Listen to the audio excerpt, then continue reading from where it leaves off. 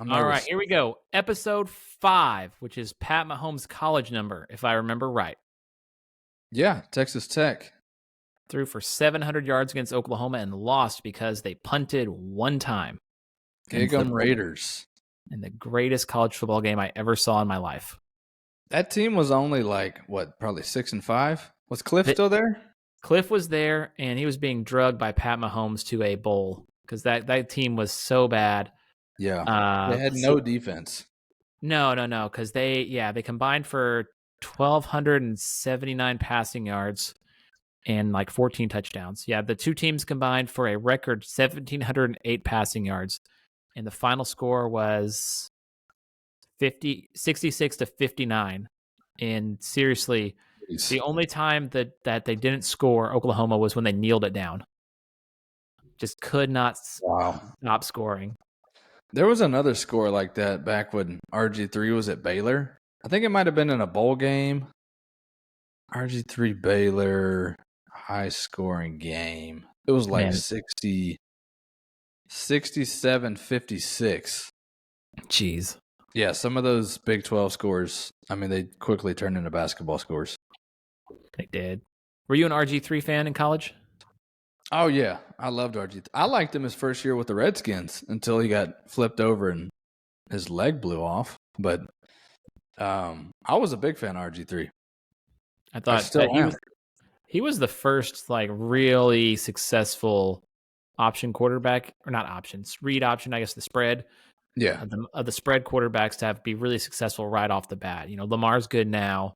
Honestly, Mahomes is a spread quarterback as well, but I feel like RG3 was the first one I remember going, wow, that's going to be a problem as a Cowboy fan. That's going to be a problem for a while. And then, Shanahan ruined him.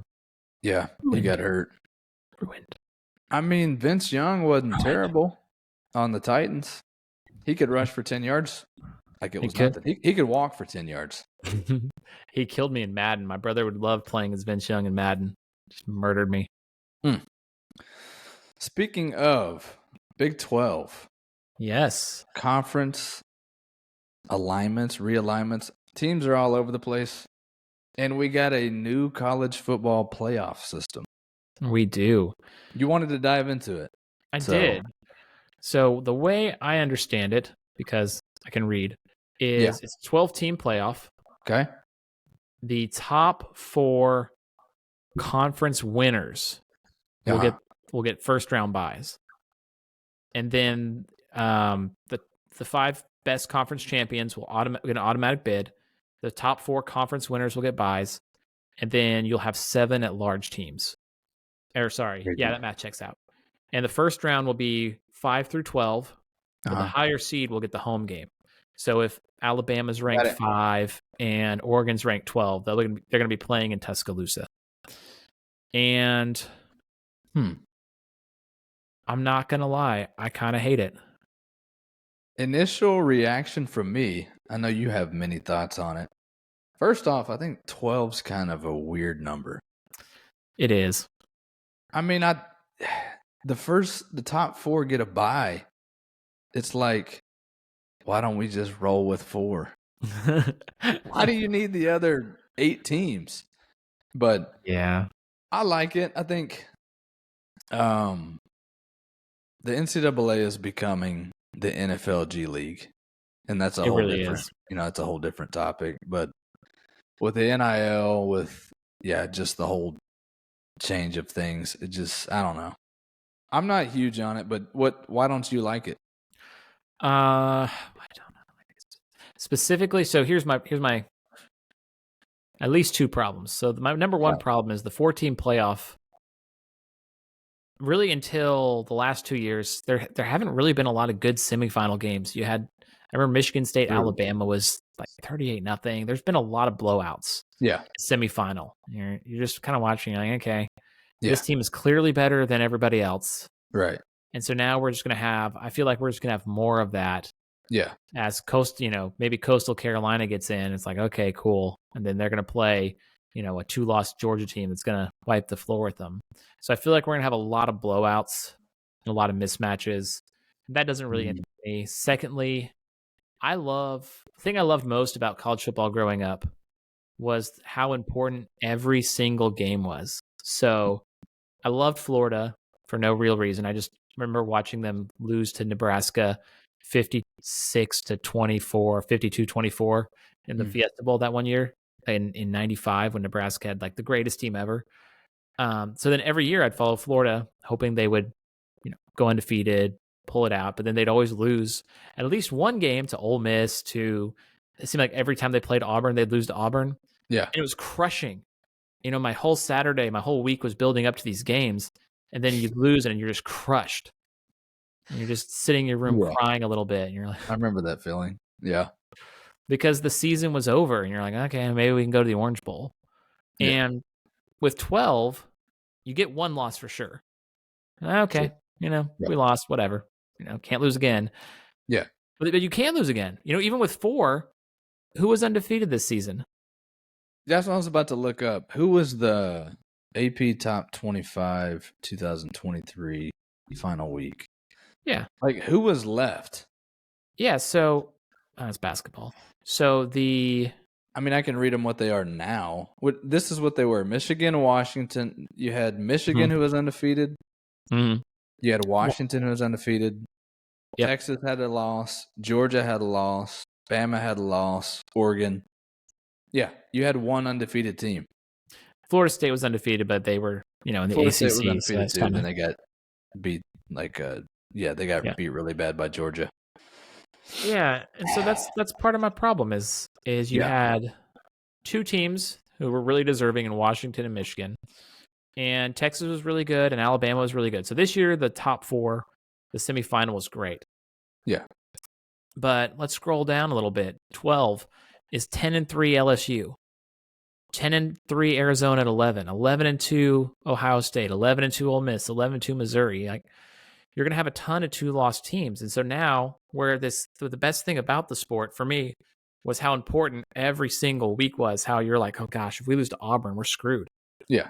And now you can lose to Auburn and you can lose to Florida State. And you're like, okay, 10-2, 11-2.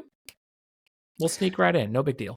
And another part of it is it's not going to be like a basketball tournament where you have a Cinderella story.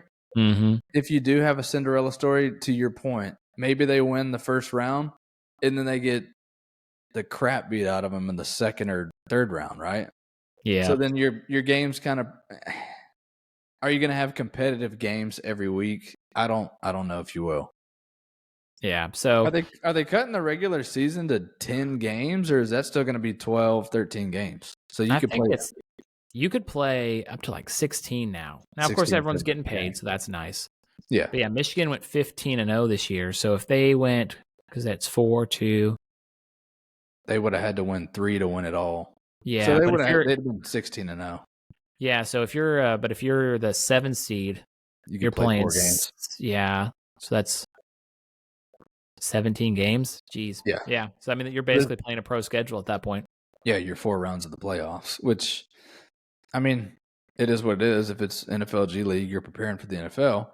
These guys are getting paid, but yeah, the NFL is different because the NFL it's super competitive and it's pretty even for the most part. Mm-hmm. Your top, how many teams make the playoffs? 14? Yes. The top 14 teams, you're like, anybody can win it. Mm-hmm. You look at that in college, you're like, it's probably still going to be one of these top 3. And yeah, somebody's going to get snubbed or be upset they didn't make it. I don't know, man. I guess it's the money draw. I didn't see the TV deal, but I guess it sounds like the semifinal rounds. I was reading that. What are they, bowl games? Yeah, I think there's still going to be the big bowl games like the Cotton Bowl, Orange Bowl, Sugar Bowl, Fiesta Bowl, Rose Bowl, top and 4 so on. Teams. Okay. New Year's 6 bowl games will be introduced in the quarterfinal round. There you go. By the time you get to the quarterfinals, then they'll start calling it, the whatever Fiesta Bowl round 2 game. So, yeah, I don't know. It's a whole different game for me now. NIL. Yeah. What do you think of NIL? I mean, in general, I like it, but what do you think? I mean, I go back and forth on it. When I remember being in like high school and even in college, I was like, these guys shouldn't get paid. But the NCAA, it's so weird because the NCAA football is such a huge business, creating millions of dollars in revenue. And, the players are getting stipends or they were getting stipends and a free education. What's weird is that it's tied to a school because it's like, it's school, but it's not really school. How do you treat it? So I think that was always kind of the question mark. So I think NIL overall is a good thing. Whatever Saban and these guys are going to do to kind of create some structure around it, I think that'll be better. Because right now, I mean, what's the guy at USC who's Caleb? Yeah, like just making like 7 to 10 mil a year. I don't think they were getting that big of bags from the boosters. I mean, Johnny said he got whatever. Did you see that clip? Johnny he went on Club Shay Shay, and I guess his dad tried to get $3 million for his final 2 years at A&M, and they turned him down. Oh well, but, he tried. Yeah, they got to get some structure around it. I think overall it's kind of cool, but I don't know if it should be that much. I mean, it's a lot of money. They'll figure. Well, I mean, I think with all things, the initial couple years are always wild as people try to figure it out. I think eventually you're going to get a salary structure. You're like, hey, if you want to come play for us, here's what you're getting paid. Any other endorsements, that you get on the side, if you get Burger King, whatnot, then there you go, man. No big deal. McDonald's. Ba-da-ba-ba-ba. Transitioning. I'm loving it. Well, quick question though. Do you still is Florida still your squad?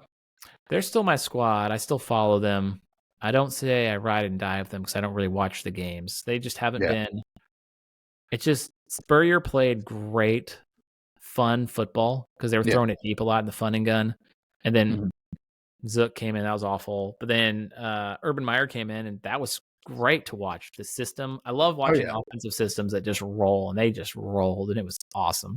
Heck yeah, dude. And Charlie Strong, defensive coordinator, had a mean group. It was fantastic. Love those teams. So yeah, I'll still keep track, but I don't know. My dad is a big Texas Tech guy, so I follow them probably just as closely. And then all y'all are A&M, so follow them too. So, but I honestly watch 2 college games a year, maybe now, when I used to watch 3 a week.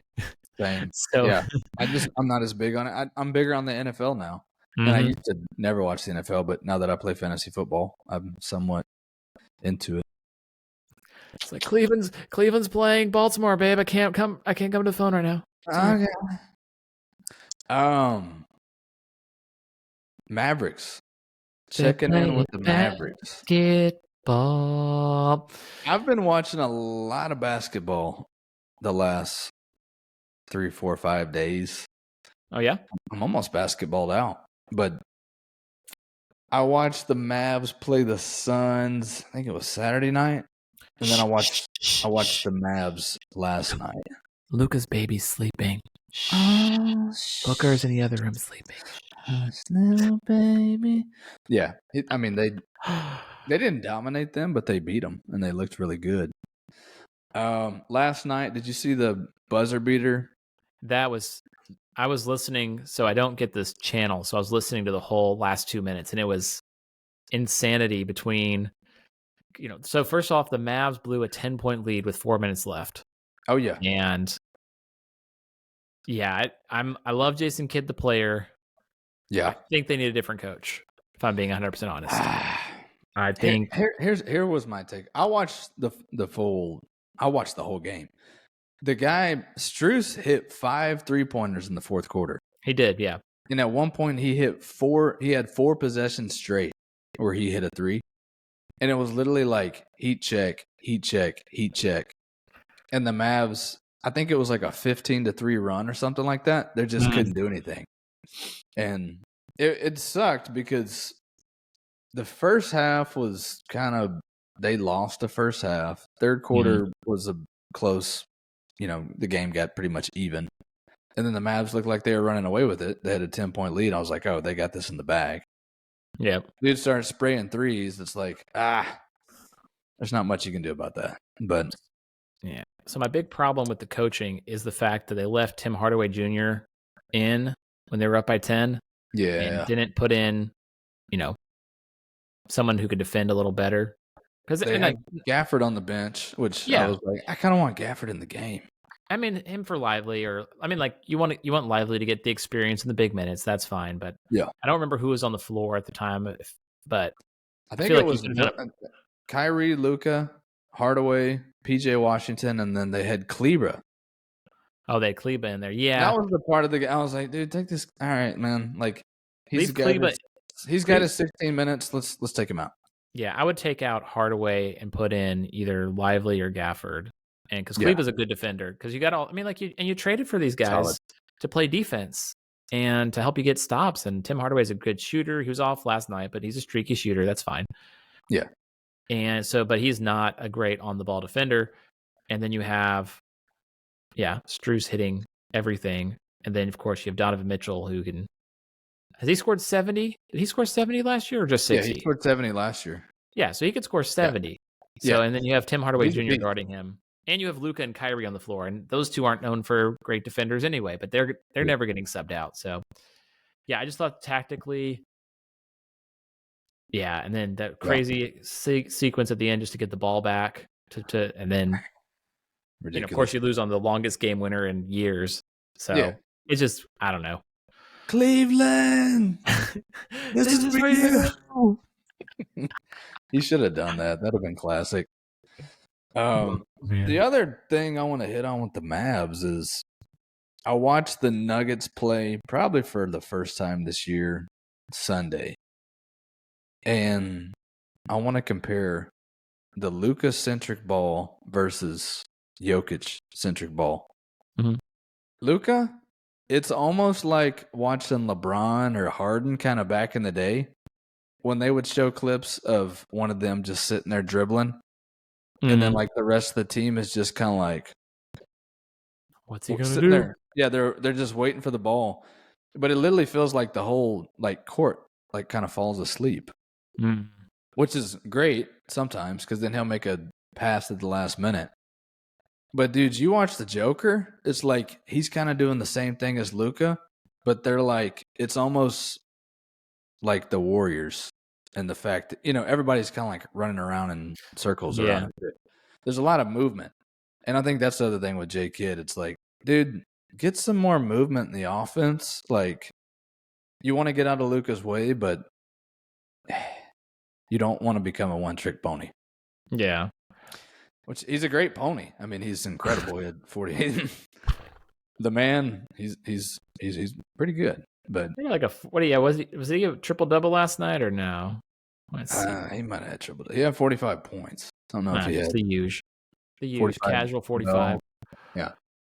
Yeah, I agree with you. I think offense doesn't flow the way that I think beautiful basketball should. Now they did drop like 150 points a couple weeks ago against OKC, so they're one of the top scoring teams in the league, and Luka is one of the 5 best players. So it's a little hard to.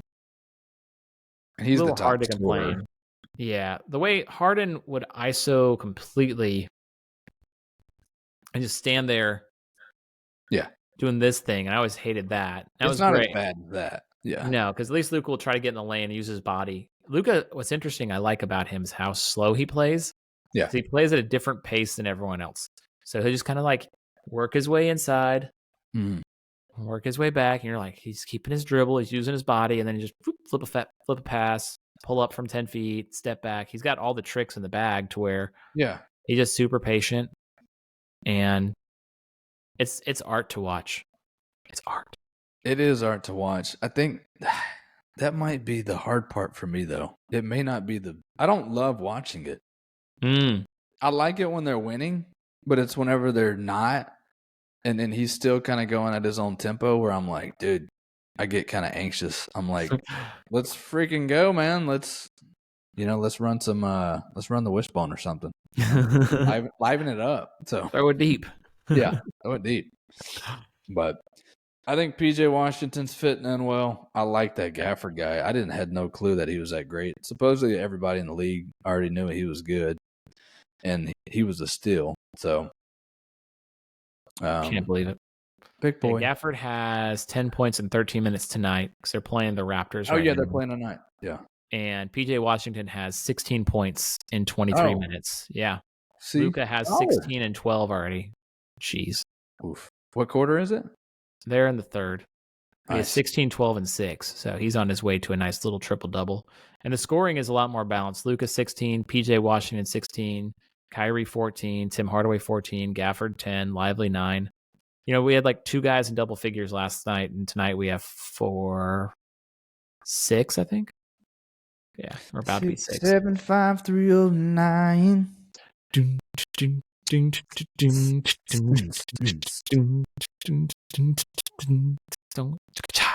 you have any other NBA thoughts or games? NBA thoughts or games? Oh yeah, just how cramped the West is, man. I don't know if you. Crazy. I know you know, but if you don't know, well, now you know. If you don't know, now you know, baby. Yeah, we were the 6 seed, about to be the 5 seed. Now we've dropped down to the 8 seed because we lost 2 straight. And you're like, golly, you cannot blink. Because now we're 2.5 behind the 1.5 behind the Pelicans for the 5 seed, which is where I think I think Dallas will end up the 5 seed. I like after that. all is said and done. I hope so. I think the Kings. I think the Pelicans. Kings are going to drop. Yeah, and the Warriors and Lakers are going to be in the play-in. But I think the Suns will go up to. I think the Suns will stay at 6, and the Mavs will go up to 5. Is what I think will happen. But they'll be playing. One of the teams I like is the Clippers this year. So it currently looks like they're playing them, which will take us to our next topic. I want to play a little transition thing right here. So they got a new logo. I don't know if you know what a clipper is. Do you know what a clipper is? It's a boat, isn't it? It is. It's a sailboat. Yes. And so the Clippers, let's go to this one. Here is their new logo set. If you can see that just fine. Global. So they have so they got some cool little. What the hell is the primary and partial? Primary is the one in America. And so that's supposed to be a sailboat, by the way. I don't know if like a Pokemon. I like the global one the best. Shout out Pokemon Day. Yeah. Brought to you by Pokemon. Los Angeles Clippers Global. I like the global logo the best. Whoa, global logo.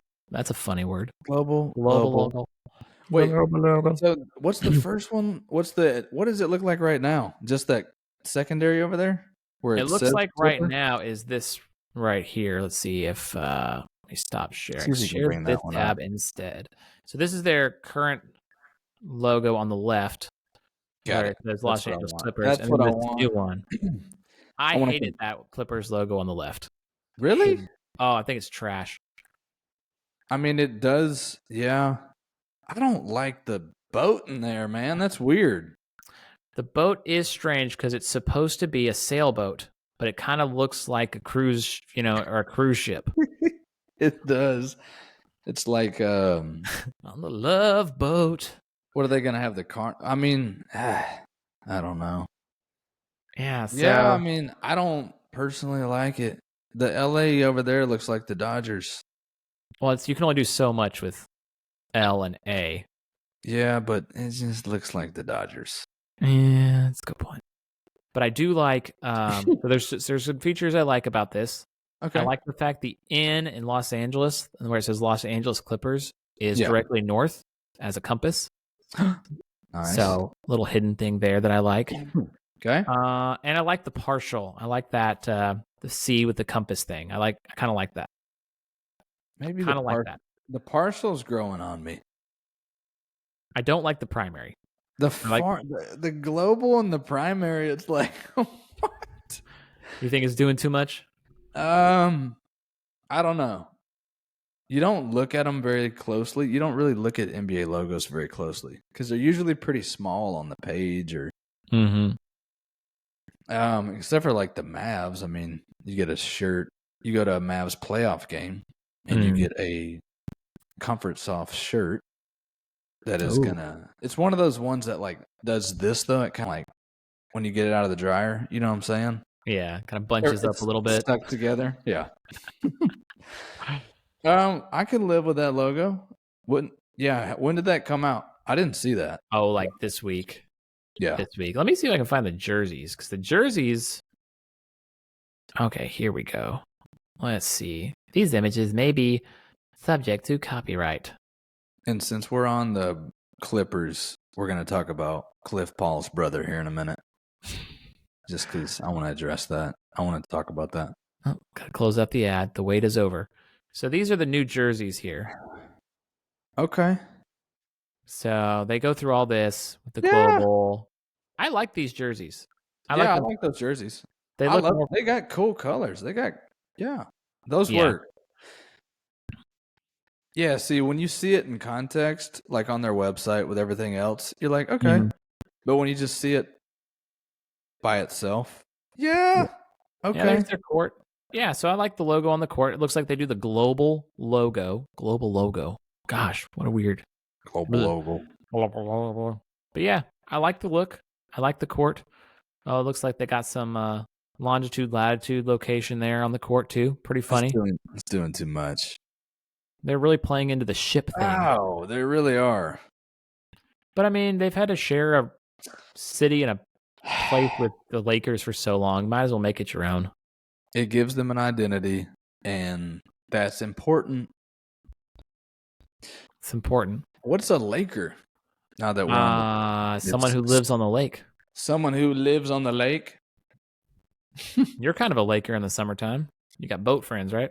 Oh yeah. We'll boat it up every now and then, you know. Do they have a clipper or what do they have? He's just got like a wake surfing boat, I think is what they call it. Yeah. Chris Paul, did you see that? It's my favorite Chris Paul moment in my life. You go ahead and explain, because I'm going to laugh too much. I mean, essentially the short version is he was on the phone with Dwayne Wade and LeBron potentially being traded to the Miami Heat. And the thing that broke the deal was the fact that he couldn't wear number 3. I don't think that's real, but you know. Now, did he say that? Who said that? D Wade said it, essentially. Jeez. It sounds like those 3 were chatting. Somebody else was in the room with Chris Paul, and he was like, "Hey man, who's gonna wear number 3?" And they were both like, he was like, "I can't be CP6."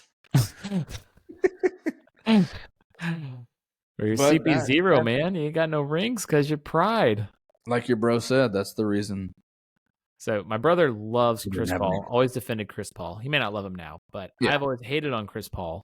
Yeah. Because he always disappears or gets hurt right before a big playoff game. Like somehow, some way, either he's super unlucky or he disappears right when his team needs him most. He seems like he's fake tough.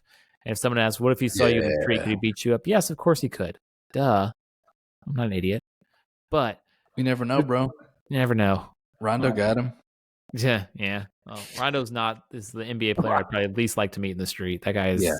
Rondo would kick my ass. 100%. 100 times out of 100. But yeah, just to sum up his career, he could have played with the best player on the planet in his prime and said no because he wanted to wear the number 3. Crazy. That just sums up Chris Paul to me 100%. Just cannot believe that. We could have had LeBron on State Farm commercials. Oh. I mean, come on, bro. What else do you need? He would have been the most valuable bundler, not Pat Mahomes. Exactly. We got blogs now, bro. Well, you've had one. I messed around with one for a while. Yeah, tell me about. I'll tell you what tell me about yours. Tell me about you. So, for those of y'all who know what Substack is, it's a site that you can write stuff on. You can also do paid and stuff like that, but I don't think my writing's good enough to get me paid yet. But one of my resolutions this year was to do more writing. more creative writing, more just thought process writing, more poetry, just more writing. And so what I've decided to do is I'm writing 2 times a week. Oh, nice. At least. Will it be more? I don't know. Who knows? But it's let's see if I can pull up my actual page here. My Substack name is Benjamin Morgan, and it's BC Morgan. B is in Bravo, C is in Charlie Morgan. And mostly, let me share my screen with you. I will talk about a few different things. So I'll do just some Friday thoughts, so some philosophical Friday. I like that picture. Yeah, you like that? I do talk about my own heart, my fear that I feel. Dang. I did a couple of eulogies for people who lost in the fantasy football playoffs. I read Jen's. That was funny. Oh, thank you. And then I got a lot of poetry as well. One of my favorite. Whoop. There we go. One of my favorites is when my son started saying yellow instead of lello. I wrote this one about him growing up too fast. So that one is probably the one that I think is my best work. Yeah. But yeah, just some think aloud, some spiritual stuff. I'm preparing for Easter, trying to write more of my thoughts down, trying to get closer to God through my writing, get closer to my own talent in writing. Yeah. I feel like I can write. I just been scared to because people told me I couldn't before, and I believed it a little too strongly. So I'm trying to overcome my own fear and my own failures in that. Yeah, I think you're great at it. And that first one, I think it was the fear one, maybe the one I sent you a comment on. Yeah, that was deep. I was like, that was very profound and concise and well written. So thank you. Keep doing it, bro. Have fun with it. That's what I'm trying to do. I'm going to do a sports one on. I'm toying around with the Justin Fields saga, so I might do a little writing on that. Nice. What do? You got a pretty good quarterback. You could trade and build a great team around him, or do you draft a guy who may be one of a kind? So interesting debate going on in there. Yeah, that is. I don't know what they're gonna do. Who cares? That is my brother-in-law's team, though. He's from the Chicago area. Poor guy. He loves the Bears and the Cubs. What's his name? His name is Sam. Sam. I'm adding him to the prayer list. Shout out to Sam. Sam is one of our subscribers. Oh, let's go, Sam. Yeah, he's subscribed. Definitely adding him to the prayer list then. Sam, if you've made it this far, I love you, brother. Sam, see what happens. Ask Sam what he wants to do with the number 1 pick. I know. Don't trade it for sure. Keep Justin Fields. Trade down again. Get 7 players. Since we're on the subject, I don't think I was watching. Funny enough, I tuned in to First Take. I never watch First Take, but I was home for lunch and tuned in for about 10 minutes. And Mel Kiper was on there, and he was talking about do they take the pick for Caleb, or do they trade the pick or whatever? And he was like, it's kind of the same player. They're going to be, at best, he'll be tier 2. He's probably not going to be up there with Pat Mahomes and those other guys. So what do you gain? What do you lose? Yeah. It's kind of a push. But then again, yeah, that guy's also never played a down of football in the NFL. So you don't know. The NFL ain't no joke, bro. No. So tell me now about your blog. Let's swap it over. About my blog. Yeah. I don't know if I'm going to show it. I'll put the link in here. But I don't have it brought up right now. I used to love blogging when I was in middle school. Oh, okay. I had a Zanga. Did you ever have a Zanga? I did not, but I know what Zanga is, yes. Yeah. So, dude, I would go, do whatever, play sports, hang out with friends, all that kind of stuff. And we had a bajillion people that lived in our house, kind of like you guys. We would get 30 minutes on the computer every we did 30 minutes too. What is up with like mom and dad in the 90s? It was like 30 minutes. It's probably like a book that told you to do that. But never let your kids online for more than 30 minutes. I get on there, I chat a little bit, maybe read some stuff, play some games. But I was like, I got to get my blog post in, man. Let everybody know what I did today. So I've been thinking about it for a while, and I literally just woke up last Thursday, and I was like, I'm gonna start blogging about sports, and so I've Let's done go. like 7 or 8 posts. All right. Mainly, it's been basketball. I wrote a piece about live golf. Okay. And yeah, a couple topics that we talked about on here. So I'm gonna try to do it a couple times a week myself, and I think I'm gonna see if I can post, like when we post a new episode on here, if I can share that through the page as well. I'm gonna try to do that at some point tomorrow. So yeah, I'll send you a link as well to my yeah, send a link to your page. I think we got them both up here now in our description. So hop in there, read our blogs, hear what we have to say about sports, life, and the great beyond. The great beyond.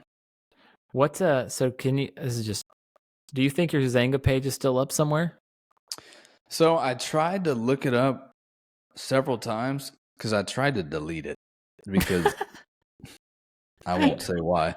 I was like, if anybody finds that, I'm gonna get canceled. I couldn't find it. I don't think it's out there anymore. I'd love to still have it.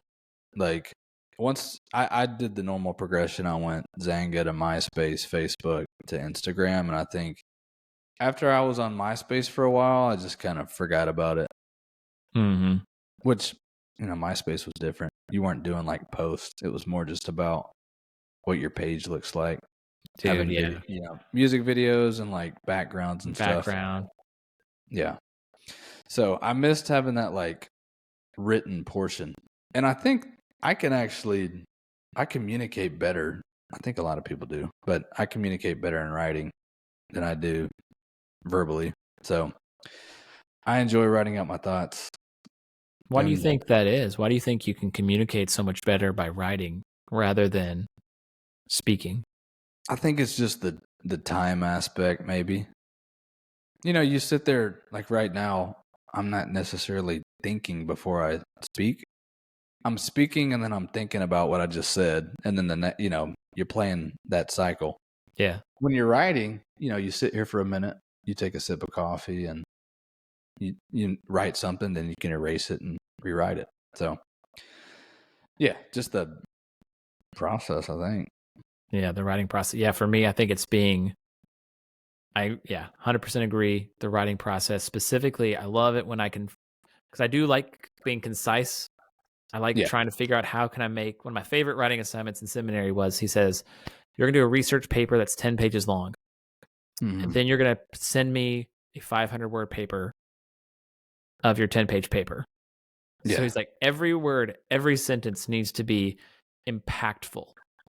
So I need 15, 20 sources. You're going to do all the research and all the prep work for a 10-page paper. And I need you to say everything in one page.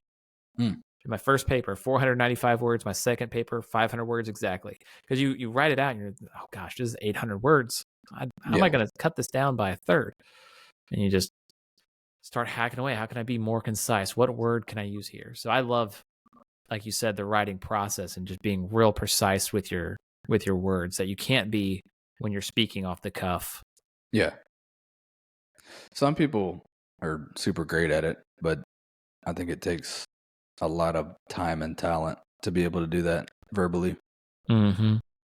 So what are you reading? What books are you enjoying? Right now, I just have one book I'm reading, and I'm trying this again. Funny enough that we're talking about this, I'm using Audible. Mm-hmm. So I love when it comes to reading, I love to read. I use the Kindle app on the Mac, and I just read on my computer, and I enjoy that.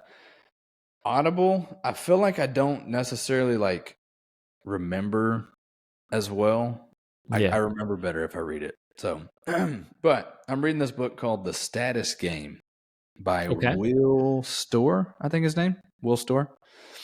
He was on the Joe Rogan podcast, and I was like, hey, let me check this book out. It talks about, how we're hungry for status in the world. And it starts with like the hunter back when we were like hunter gatherers and when we were in smaller groups of like 20 to 30 people, how important like status was and how important like roles were. Yeah. But they weren't big enough to where it essentially like mattered. And if anybody got too big in the group, like the group would kind of like bring them back down. Yeah. And the talk is like, we've had that since the start of time. It's good for human beings. But now, especially with like social media and the way the world works, people are so hungry for status, whether it's in their job or church or whatever the case may be. But it's gotten so big and so global that it's like, essentially it's killing humanity. Oof. Or you're so hungry for it that if you don't have it, if you're in a whatever, somehow you don't have status, even in your whatever you do, it kind of eats at you and makes you die earlier. So do you think not to be morbid, but the whole book is just like it's just a kind of review of all that, and it's interesting. I'm learning a lot. I'm like 2 hours in out of 11 hours. So oh wow, got some ways to go. I had a couple questions, but if you're only 2 hours in, maybe you won't be able to answer. But does he talk about how people are, making sacrifices, being less productive, searching for status rather than status as the result, rather than achievement, or do they touch on that? Because that's my first question. Not really on that. It just was, I'm kind of at the historical part of it where he started with the hunter-gatherer, went through the Industrial Revolution, and kind of talked about social media and currently where we're at. And then it's like the different ways in which people interact in their groups and settings.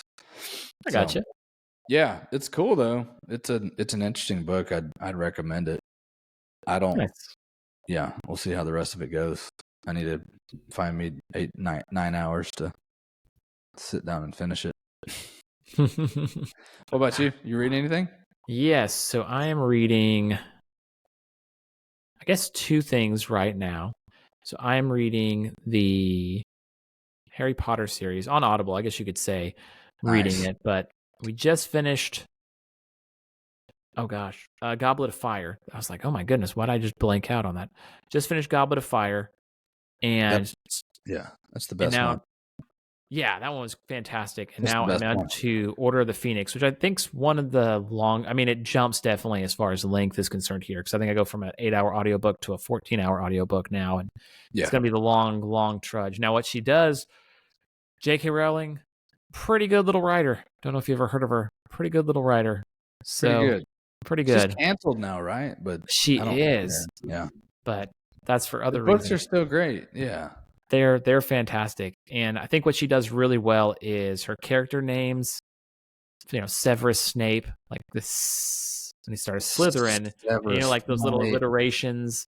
Yeah. And then Hermione. Voldemort, Lord Voldemort, the hard V. Like she uses different like letter. It's not numerology because that's numbers, but like you use letters in order to kind of portray meaning and to project meaning and good and evil on people with their names. And like Lupin, part of that, his name has to do with the wolf, and he's a werewolf. Spoiler alert if you haven't read the 4th book, but it's been 20 years. Like you should have read it at this point. Yeah. And then now we're at the start of the Order of the Phoenix, I believe, and it's very angsty teenage, and it's really well written. The first 3 chapters so far have been just really well written, kind of pouring over Harry's emotions as an angsty teenager who doesn't get told what's going on. And as an adult, I'm like, I wouldn't tell 15-year-old, 14-year-old what's going on. Like, just stay there. Let us handle it. We're the adults. Like, you're trying to someone's trying to murder you. Just chill, man. But, you kind of read it differently at different ages in life. So I've definitely read this differently as a parent than before I had kids. And that's been really interesting to see the sacrifices of James and Lily Potter. Spoiler alert. Yeah. And I'm just really enjoying it differently this time as I did previously. The second thing I'm reading is I'm in the book of Ezekiel right now. Nice. And it's very interesting how, the consequences of sin and it's kind of like generational, passed from father to son, and how trying to remember. It's interesting how like Ezekiel is told to do different things, like lay on his side for a while and build a little thing of the city of Jerusalem, like a almost like a miniature of it, and then he has to do different tasks and different things. As you're reading, you're like, man, this guy would look crazy. Oh yeah, if God hadn't told him to do it. But what's interesting is, throughout the condemnation, it's still the promise of redemption. And I'm not there yet. I'm only halfway through 18, but Ezekiel 36 and 37 talks about the restoration. And as a Christian, you read that as, the new birth through Christ by the Holy Spirit. And it's, God's like, I'm going to do this for you. And I'm going to do this for you. And I'm going to do this. And I'm going to take these dead. And then there's the valley of the dry bones. And he goes, can these dry bones live? And Ezekiel goes, well, the obvious answer is no, but Ezekiel goes, only Lord, only you know. He's like, I don't know. Tell me. And he's like, okay, now breathe life into them. Tell them to live. It's like, now that he tells them to live, and then the sinews form and the bones get rebirth, but they're not breathing. He says, now breathe life into them. And he breathes life into them. And it's a beautiful picture of like God taking what is dead, and not just dead bodies, but dry bones. They've been dead for a while, raising them back to life and then breathing life into them. And it's just such a beautiful picture of the gospel in the future that it's one of my favorite books. It's weird in different points. I haven't read that in a while. I might go back and read that. Ezekiel. It's been a minute. Yeah, I've always liked the name, but we had kids when Zeke Elliott was on the Cowboys, so it was kind of that name is probably off limits for any of my future children. Yeah. At least for 3 or 4 more years. Yeah. Clutch. Yeah. Nice. Yeah. Reading boys. Reading boys, blogging boys, podding boys.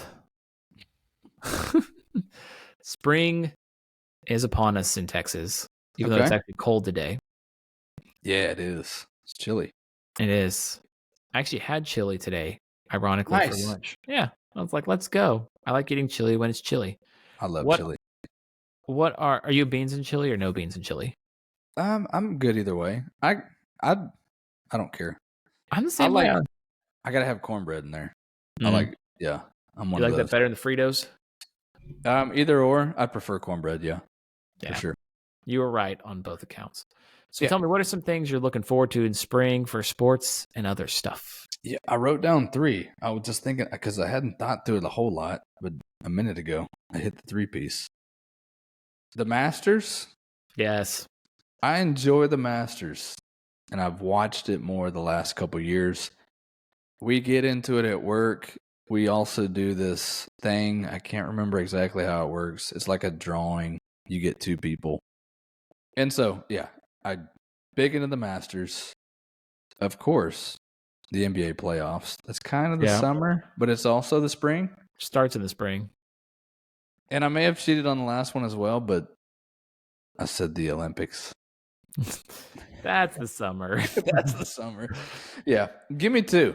The Masters and the playoffs right now is my favorite. And then usually I start playing more golf here in past couple years. It's been January, but February, March, I'll start getting out there a little more. I need to get out and play more, but that's my first couple answers. My big 3. I agree. What about you? Yeah. So my LeBron is golfing. Okay. That's for sure. I love to golf, and the springtime is so nice. Summer's brutal here. I golf more in the summer because I'm off, but springtime golf there's just something real exciting about springtime golf. Oh my God, it's awesome. Just love it. Yeah. You also said the Masters. I will watch all 4 days if I can, as much as I can. I put my name in the drawing this year to go, but I didn't win. Wow. So you have to get a drawing to get the tickets. You should do it for next year. We should all do it for next year. Wow. I didn't realize you were trying that. Yeah, I mean, it was the first time. You never win your first time. Yeah. But you got to try. True. So I was like, I hear you never win the first time, so let's do it. So I love the Masters. I love golf, and I will take it a slightly different direction, and I like the hockey playoffs. So for me, in general, the first round of the NBA playoffs are trash. There's usually 1 good series. Yeah. Maybe 2. Yeah, maybe 2. But generally, the chalk holds. Like the 1 will always beat the 8, the 2 will beat the 7, the 3 will beat the 6. And then you'll get some good 4-5s sometimes. But in general, it's just like, okay, let's get to the second round. With hockey, man, the 8th seed, the lowest seed will beat the highest seed. Not yearly, but I mean, like last year, Boston had the record for regular season points, and they lost in the first round. So they're the best regular season team in history, and they lose in the first round. Didn't realize that. Yeah, and this happens every year where you're like, that team's got a real chance of winning it all, and they lose in 5, and you're just like, what happened? Yeah. The other thing with hockey that more so than any other sport is you have an equalizer in the goalkeeper. There's no sport where one person can completely change the game like a goalie in hockey. So your team can be clearly inferior, and the goalie stands on his head and you win. And you're like, we were outplayed, outshot, and yet we won 2-1. How did that happen? Right. Yeah. And so there was a game against the Flames a couple of years ago. It was Game 7, and our young stars, the Stars were not very good. And we had a young goalie, Jake Ottinger, and Flames games. I'm going to get and it was incredible. So let's see here. What was the final stats? His expected goals against, they lost 3-2 in overtime. And his expected goals against that game was 7. Like a normal goalie would have given up 7. And he made 64 saves that night. Sheesh. 64 saves. And we almost pulled it off, but, we just could not do it. Yeah. Yeah, it was just like, it felt inevitable, and he just kept saving it, kept saving it, kept saving it, kept saving it. So that's where you can watch a hockey game for the goalie just standing on his head and carrying a team to. Usually, if a guy's really great, he'll carry them to the finals, and they'll lose in the finals. I think that happened last year with Florida against Las Vegas, where the Florida keeper played absolutely out of his mind until the Stanley Cup finals. Because then there's like a break for a few days. Yeah. And then, I don't know, I think just whatever happens, it hits them that they're in the finals, and you're like, oh, here we go. So we're here. Yeah, we're here. We did it. And then it's almost like something happens and they snap out of their thing. But yeah, that's I'm looking forward to the hockey playoffs.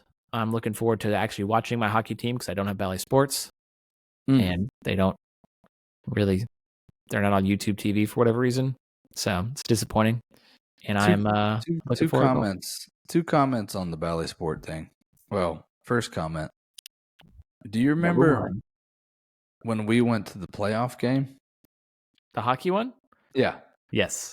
Dude, that was the best hockey game I've ever been to in my life in terms of atmosphere. I'd never been to a playoff game like that. That was sick. That was awesome, wasn't it? I was like, man, this atmosphere, like, this is one of the coolest sport atmospheres I've ever been to. The hockey playoff. I had zero expectations for that. I was like, yeah, I've been to a couple of hockey games, but that playoff game was like, dude, this is lit. Yeah, there's something cool about Stars games where the regular season atmosphere is like here, and the playoff atmosphere goes to 11. And every shift is important, every hit. Yeah. Yeah.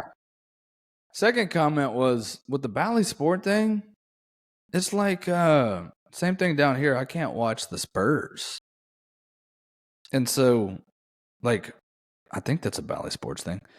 Wembanyama, whatever the hell his name is, he hits Wembanyama. Hello, Wembanyama. Let me tell you about Victor Wembanyama. I want to tune in and watch this alien play basketball, and I can't. It's annoying. What's the deal with that? They don't want to. They don't want. I guess it's a price thing with AT&T and DirecTV. Yeah, and like all the cable. They're only on either DirecTV or what's left of Dish, I think. Like they're only on one, which is very strange. My dad's still on Dish. Dedicated. My man right there. And so they end up where they're like, we'll just stream it, but you don't have enough people quite interested in paying $20 a month to watch sports. I just don't have as much time. Yeah. Like I would watch like one game a week, but I don't feel like that justifies $20-something a month to watch a game a week. Nah. Like I'll go to a sports bar if I want to do that. Yeah. Get a drink. Go to your local sports bar, get wings. What is that one? My favorite sports bar. We went to a couple times there in Dallas. I loved it. My sister used to go there all the time. Her and her husband, she'd take me to the South. Bryan Street Tavern. Not Angry Dog. Yep, that's it. I love Angry Dog. Oh, it's Angry Bryan Dog? Street Tavern. No, Bryan Street Tavern. I thought you said it. Yeah, dude. Okay. Bryan Street? That's what it's called, right? Yeah, Bryan Street Tavern. Dude, was it like storming that night? Yeah. Yeah, that's what I remember. There was like this big wind gust and hail or something crazy out of nowhere. I also remember going there one time and you had just gotten your new car. Oh. We did have the first trophy presentation there. That's where I gave Daniel the dang trophy that I made that I was going to win. Yeah. That one right there. We got it back, baby. Let's go. Because remember, we sat in that kind of like back left room if you walk in? Mm-hmm. Yeah. It's all coming back to me now. It was like those couches. Mm-hmm. That was a good time. Good time, good people, good places. And a good time. Good beer. Good sports. Bryan Street Tavern. Tune in.